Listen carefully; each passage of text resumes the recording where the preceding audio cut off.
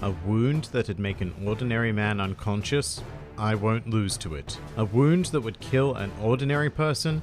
I won't lose to it. To face one who is extraordinary, I can't allow myself to be ordinary.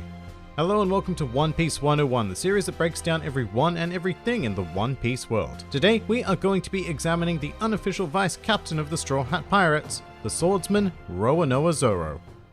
Roronoa Zoro is a rather stoic and serious individual whose dream is to become the world's greatest swordsman. This dream began during his childhood, where he trained at a dojo in Shimotsuki village in East Blue. Here, Zoro grew powerful enough to beat most adult students. However, there still remained one individual who Zoro could not overcome, the dojo master's daughter, Kuina. With Zoro's drive to be the best on full display, in total he challenged Kuina to 2001 matches and proceeded to lose all 2001. After the final match, which was the only one conducted with real swords, Zoro cried out in frustration and confessed his dream of becoming the world's greatest swordsman. Following this, Kuina confided that she had the same dream, however her quest would be impossible as her father had told her that women cannot become true swordmasters. Zoro, annoyed that he was being beaten repeatedly by someone with such a defeatist nature, then claimed that he would one day defeat her, not because she was a girl, but because he would be more skilled. The two then made a promise that either one of them had to become the world's greatest swordsman in the future. Sadly, this promise didn't get off to the greatest of starts, as the very next day Kuina suffered a fatal fall down some stairs. Zoro then inherited Kuina's sword, the Wado Ichimonji, and resolved to become the world's greatest swordsman to fulfill both of their dreams. Now here I should point out that achieving that dream is fairly simple on paper. One simply needs to defeat the current world's greatest swordsman in order to gain the title. And eventually, Zoro learnt the name of the man he had to surpass, which was Dracula Mihawk.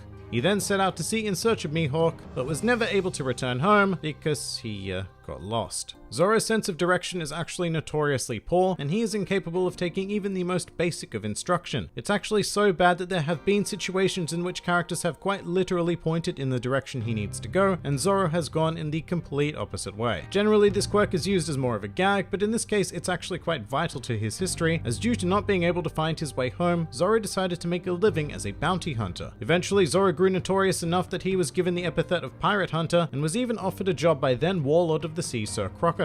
And Zoro was even prepared to accept the position on the condition that he was made the boss of the organization. The agent offering Zoro the position then refused, and allegedly Zoro proceeded to kill him in self-defense. Sometime later, Zoro found himself in Shell's Town, and after an altercation involving an innocent girl being attacked by this prick's dog, Zoro was tied to a wooden pole cross thingy for a month. It should be noted that Zoro agreed to this punishment in order to preserve his reputation in the eyes of the Marines and be able to continue his bounty hunter lifestyle. However, 9 days into his sentence, everything changed when a boy by the name of Monkey D. Luffy invited him to become the first member of his new pirate crew. Zoro, like most reasonable human beings, refused this offer outright at first. However, after a dastardly plot to execute Zoro was uncovered, he accepted Luffy's invitation, and the two of them proceeded to wreck face. Over time, as a member of the Straw Hat Pirates, Zoro's true nature has emerged, showing him to be a much more fun-loving individual than we would have previously thought. And although he does remain the most serious member of the crew, he is exceptionally tolerant of their antics, and is capable of highly comical anger, as well as a wide array of other quirks that make him a perfect fit within this band of misfits. However, one of Zoro's most defining traits is that of honor and loyalty. As a swordsman, Zoro follows the strict code of Bushido, refusing to engage in underhanded tactics in battle, believing that a scar on a swordsman's back is a sign of shame. Zoro is also fiercely loyal and obeys his captain's commands without question, even if he personally disagrees with them. More often than not though, Zoro has complete faith and belief in Luffy, making them an exceptionally powerful pair.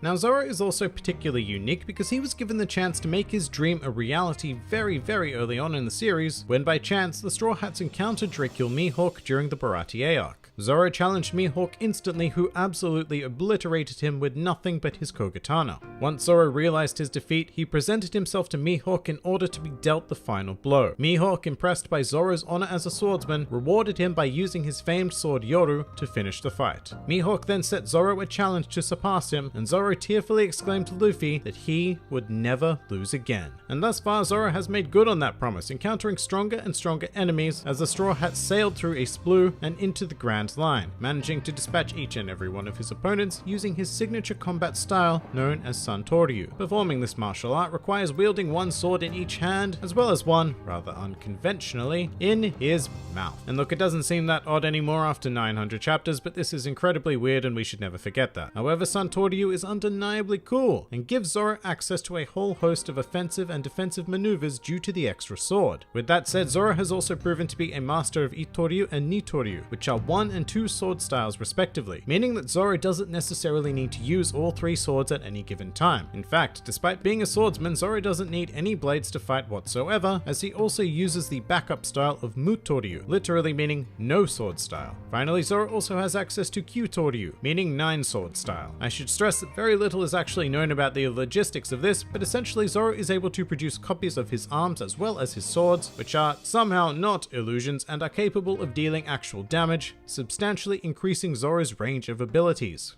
Zoro's progress as a swordsman through the Grand Line has also earned him the ability to cut steel, as well as a bounty of 120 billion berries prior to the time skip. His connection to his crewmates has also deepened during the journey, especially towards Luffy, for whom at one stage Zoro was ready and willing to sacrifice his life in order to ensure the safety of his captain. This was even taken a step further after the Straw Hats were forcibly separated on Sabari Archipelago. Zoro was sent to Kuraigana Island by Bartholomew Kuma, which is more commonly known as the home of Drakekill Mihawk.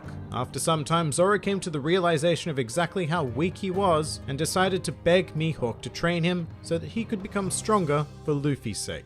Zoro then spent 2 years training under Mihawk before reuniting with the Straw Hats, proving to be significantly stronger, faster, and able to use observation and armament haki, the latter of which he generally imbues into his swords. As the Straw Hats traveled through Fishman Island and into the New World, Zoro has displayed pure dominance over his encountered opponents as he continues to make good on his promise to never lose again, as well as to make way towards his ultimate dream of becoming the world's greatest swordsman.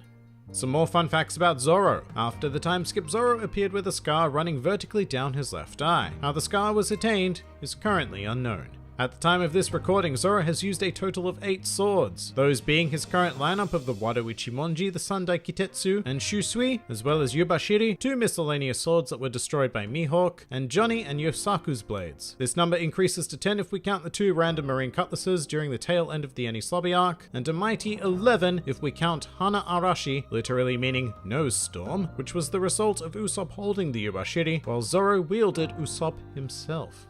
Following the Dressrosa arc, Zoro's strength was further recognized by the world government, and his bounty was raised to 320 million berries. Roronoa Zoro's name is based on the real-life French pirate whose name I am going to undoubtedly butcher, Francois Lolonai. Originally, Zoro was planned to be introduced as part of Buggy's crew, in which he would have been a bodyguard. However, this idea was scrapped for the much better introduction taking place at Shellstown.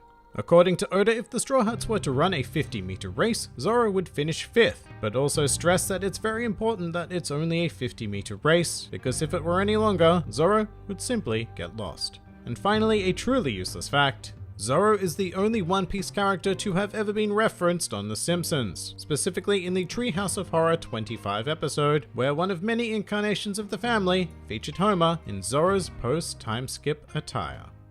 And that pretty much does it for Roronoa Zoro. If you enjoyed this video, then please feel free to like, favorite, or subscribe, and if you are in any way inclined to support this independent channel, then please feel free to check out my Patreon, Discord server, or Twitter, the links to which are in the handy description below. And finally, please do comment with who, what, or where you'd like to see featured in the next One Piece 101.